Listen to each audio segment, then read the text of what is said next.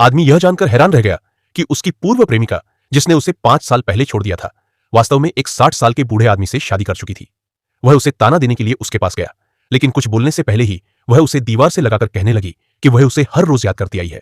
आदमी ने उसके हाथ पकड़कर पूछा कि उसने उसे क्यों छोड़ा था। वह कुछ बोले बिना उसे चूमने लगी। दोनों एक दूसरे में खो गए।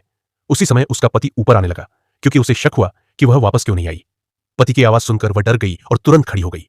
वह वहां से जाने लगी, लेकिन आदमी ने उसे रोक लिया। तभी आदमी का अच्छा दोस्त वहां आ गया और पति को रोक लिया। उसने बूढ़े आदमी से कहा कि यह प्राइवेट लाउंज है और बाहर वालों को अंदर आने की इजाजत नहीं है। मजबूर होकर उसका पति चला गया। उनके जाते ही उसने आदमी को जोर से धक्का दिया और चली गई। आदमी कुर्सी पर बैठकर निराश हो गया। उसे अंदाजा नहीं था कि उसे शादी करने के लिए मजबूर किया गया था। हर दिन उसका पति उसे कमरे में बंद रखता था और उसके साथ दुर्व्यवहार करता था। पार्टी में आने से पहले उसने काफी विनती की थी ताकि उसे मौका मिले कि वह सबूत पुलिस को दे सके। उसे उम्मीद नहीं थी कि वह 5 साल बाद अपने पुराने प्रेमी से मिलेगी। आदमी के दोस्त ने उसे एक पत्र दिया जो कमरे के दरवाजे पर रखा मिला था। जब उसने लिफाफा खोला तो उसके अंदर पति की तस्वीरें और उसके अपराधों के ढेर सारे सबूत थे। आदमी ने तुरंत पुलिस को बुलाने को कहा। उसी समय वह अपने पति के पास वापस जा रही थी तो पति ने देखा कि उसकी गर्दन से हार गायब है। उसने कुछ पूछा नहीं, बस कहा कि तुरंत घर चलो। घर पहुंचकर वह घुटनों के बल पति के सामने बैठ गई, सज्जा के इंतजार में।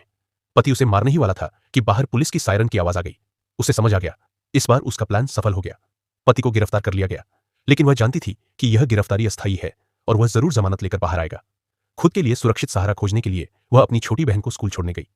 इत्तफाकत से उसी समय उसका पूर्व प्रेमी भी अपने छोटे भाई को बैग देने आया। उसकी झलक देखते ही आदमी तुरंत कार से उतरा और उसके पीछे भागा।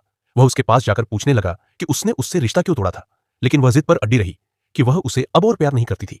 आदमी गुस्से से भर गया। उसने पूछा, तुम्हारी जिंदगी कैसी चल रही है? वह बोली, मुझे घर ले चलो, फिर सब बताऊंगी।